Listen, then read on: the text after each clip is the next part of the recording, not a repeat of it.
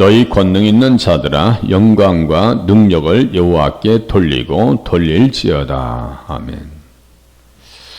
내용을 자세히 보면 권능 있는 자들이라고 하는 것은 70인역에서는 하나님의 자녀들이다 이렇게 썼어요. 하나님의 자녀들. 영광이라고 하는 것은 명예, 존귀, 위엄, 찬양, 경배 이렇게 해석이 됩니다. 그래서 능력을 여호와께 돌리고 돌릴지어다. 능력도 위엄과 힘과 또 찬송 같이 가고요. 존귀, 명예, 값 이렇게 써있는데 이것을 신약적 차원으로 들어가면 그 영광이 어디에다 적용되어지느냐? 인자가 아버지의 영광으로 그 천사들과 함께 오리니 그때 각 사람이 행한 대로 갚으리라 이렇게 써 있어요. 그러니까 인자 되시는 예수님 앞에 영광이 돌려지더라 이거지.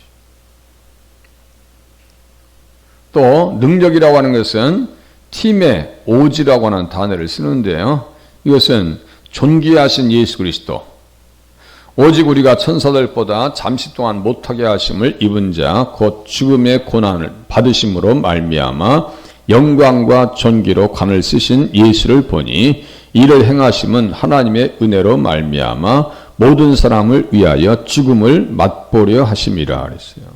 그러니까 내가 죽어야 될 영적으로 죽음의 그 자리, 또 사망, 둘째 사망의 해를 받을 수밖에 없는 그 자리를 대신하셔서 주님이 형벌을 받으셨어요.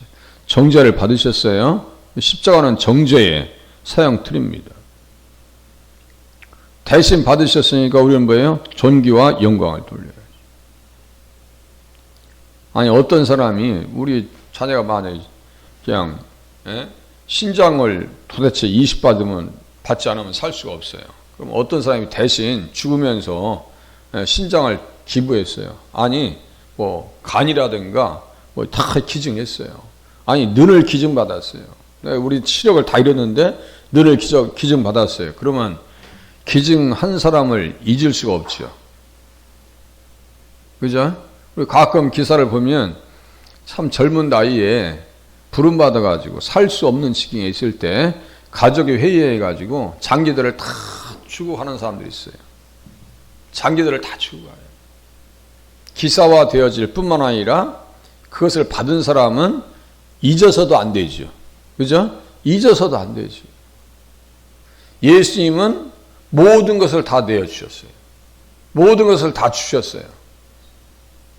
그러니까 우리는 그것을 잊지 마셔야 돼요. 그래서 누구에게요? 여호와께 돌리고 돌릴지어다 그랬어요. 그래서 본문에 보면 불같아 여긴 라틴어 역본에서는 장막을 완성할 때 기록했다고 그래요. 장막을 완성할 때. 그래서 다윗이 시온의 법궤를 위해서 만든 천막이나 성막이 완성되었을 때라고 이야기합니다.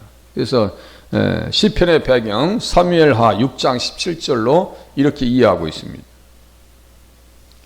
다윗이 이제 언약궤를 메고 그 다윗성에 모십니다. 다윗성에 모시고 성막을 다 완성하고 여호와의 궤를 메고 들어가서 다윗이 그것을 위하여 친 장막 가운데 그 준비한 자리에 그것을 두매 다윗이 번제와 화목제를 여호와 앞에 드리니라 그랬어요. 언약궤 앞에서 번제와 화목제를 드렸어요. 그러니까 예수님은 경배의 대상이에요. 찬양의 대상입니다. 예배의 대상이에요. 처음에는 3만 명 군대를 동원했다가 베레스 우사 사건이요. 나곤의 타작마당에서 소가 띠므로 우사가 손을 댔어요. 그 성물에 손대지 말라고. 민수기 4장 15절. 손댔다가 죽습니다. 몇십 년 동안 언약궤를 모시고 있으면 뭐예요? 몇십 년 동안 신앙생활하면 뭐냐 하면 뭐하냔 말이에요. 정말 가슴에서 예수님이 이해가 되어지고 정말 예수님을 더 흠모하는 자리에 나가야 되는데요. 신앙이 가면 갈수록 이게 신앙생활 하는 건지 않는 건지 헷갈리면 안 된단 말이에요. 신앙이 깊어지면 깊어질수록 더 주님 앞에 매달리고 나는 주님이 없이는 살 수가 없습니다. 이런 신앙이 되어져야 되거든요. 언약궤를 모셨을 때 그래서 다윗이 번제와 화목제 드리기를 마치고 만군의 여호와의 이름으로 백성에게 축복하고 모든 백성 곧 온 이스라엘 무리에게 남녀를 막느라고 떡 한 개와 고기 한 조각과 건포도 떡 한 덩이씩 나누어 주매 모든 백성이 각기 집으로 돌아가니라 그랬어요. 집으로 돌아왔을 때 미가는 아이고 오늘 왕 보니까 어찌 이렇게 꼴사한지 이런 식으로 했다 이제 인생 종치는 거예요. 그러니까 영적으로 뭐가 안 맞아요. 네. 육신적으로는 맞는다 해도 영적으로는 뭐가 안 맞아요. 우리는 영혼과 육신이 하나님 앞에 맞춰지는 사람이 되셔야 됩니다. 영혼과 육신이 맞춰져야죠. 아랍어 번역본에서는요, 성육신, 법계, 그리고 성맥에 관한 예언이라고 말합니다. 성막과 법계 같이 들어갑니다. 불가타 성경에서는 어떻게 써 있느냐면 장막에서 나감, 초막절의 엑소디온에서 유래했다 이렇게 써 있어요. 그래서 초막절과 관계됐다. 솔로몬도 언약궤를 다 성전을 완성하고 언약궤를 모시죠. 언약궤를 모시죠. 그러니까 언약궤와 성막과 또 한 가지 더요. 장막절과도 연결, 절기와도 연결되더라 이거죠. 본문의 말씀은. 그래서 그 배경이 그렇다는 얘기예요. 이스라엘 모든 사람이 다 에다니몰 곧 7째 달 절기에 솔로몬 왕에게 모이고 이스라엘 장로들이 다 이름에 제사장들이 궤를 매니라. 언약궤를 맸어요. 언약궤와 직접 관계된다. 절기와 관계되어 있고 폭풍우 가운데 있을 때 졌다 이런 표현도 있고요. 그래서 늘 다윗은 언약궤를 사모하죠. 그래서 하나님 앞에서 온전히 살아있는 심령, 내가 주의 지성소를 향하여 나의 손을 들고 주께 부르짖을 때 나의 간구하는 소리를 들으소서. 28장 2절 늘 지성소, 언약궤를 사모한다고요. 그 지성소, 소라고 하는 것은 다바르에서 나왔다고 있어요. 다바르는 뭐예요? 말씀하시는 주님. 말씀하시는 주님이에요. 언약궤 속죄소 위에서 말씀하십니다. 출애굽기 25장 22절이에요. 말씀하시는데 오늘 본문에 보니까 밑에 보니까 여호와의 소리가 쫙 나와요. 여호와의 소리가 말씀 한마디만 들려주세요. 예수님 말씀 한마디만 해주세요.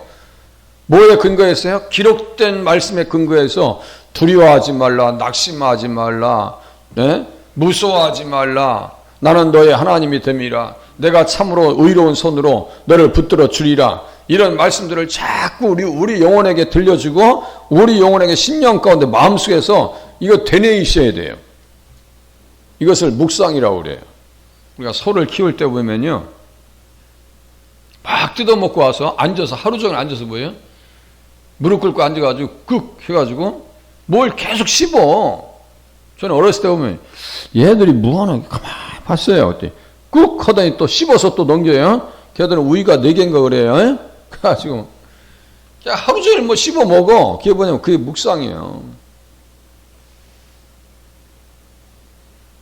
그래서 소는 정한 동물입니다. 깨끗한 동물이에요. 소는. 그래서 제물로 쓰죠. 오늘 또 뭐예요? 묵상한다는 것은 자꾸 들은 말씀을 어떻게 해야 돼요?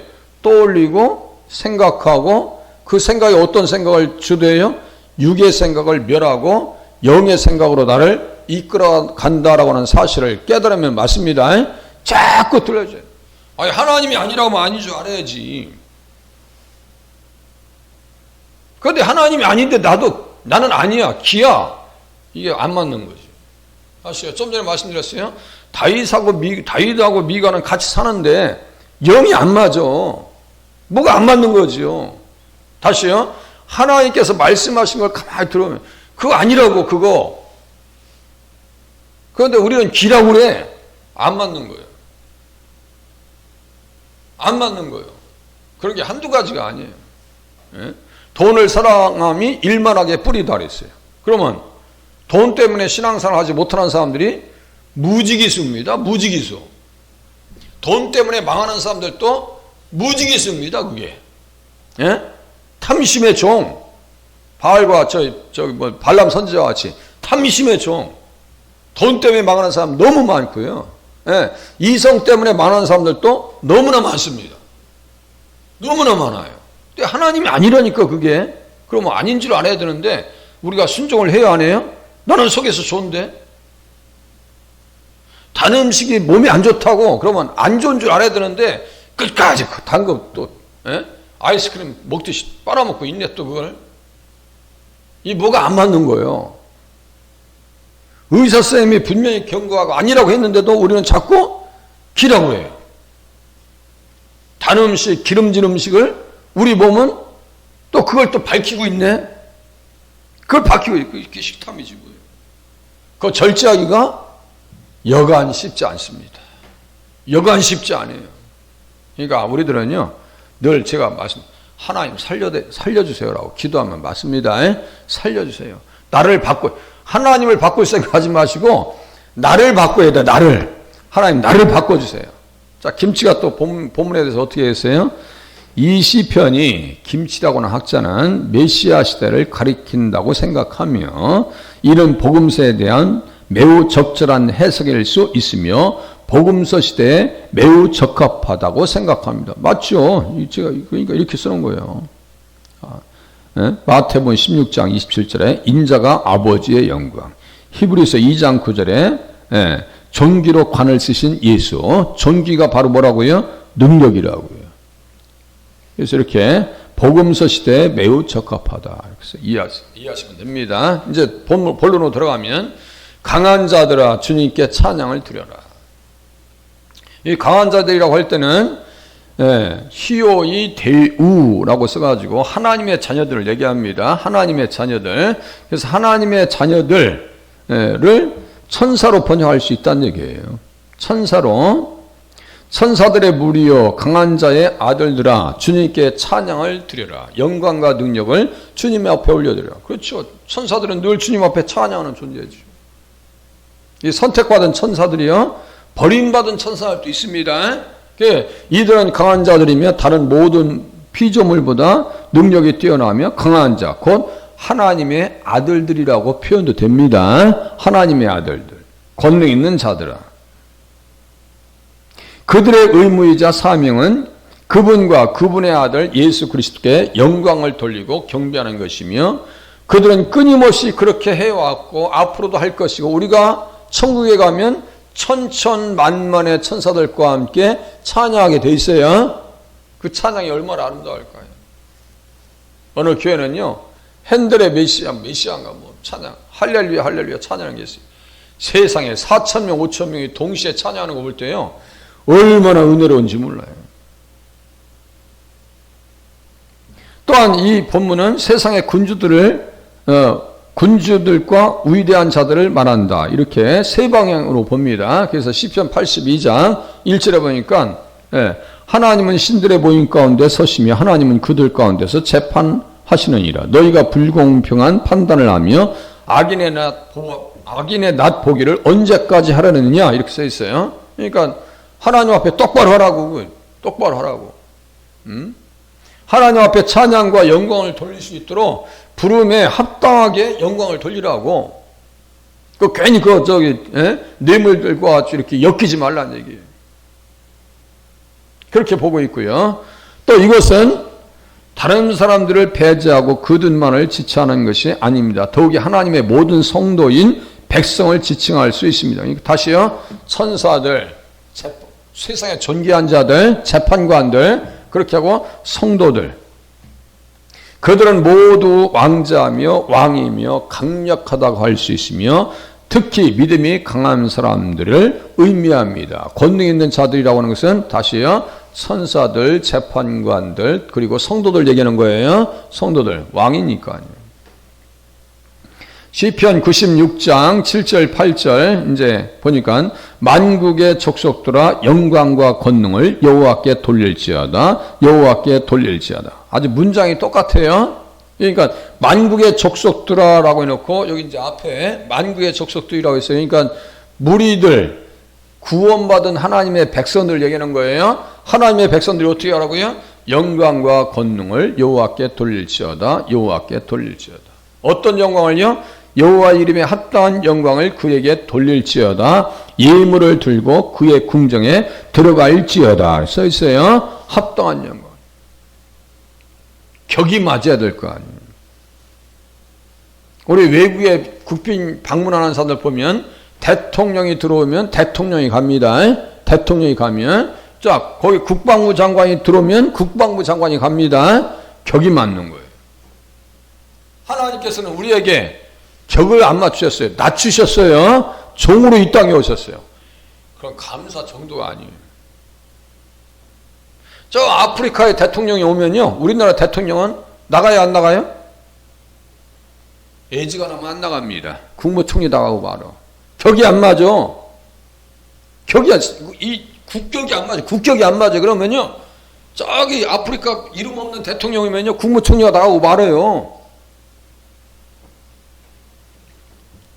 격이 안 맞아요. 그런데 하나님께서는 격을 어떻게 하셨어요? 낮추셨어요. 사람이 돼서 이 땅에 오셨고 종으로 섬겨주셨어요. 그럼 우리는 어떻게 돼요? 우리가 격을 맞춰야 되겠네요. 어떻게 해요? 하나님의 격에 맞춰야 됩니다. 여호와 이름에 합당한 영광을 그에게 돌릴지어다. 돌려야 됩니다. 아름답고 거룩한 것으로 여호와께 예배할지어다. 온 땅이여 그 앞에 떨지어다.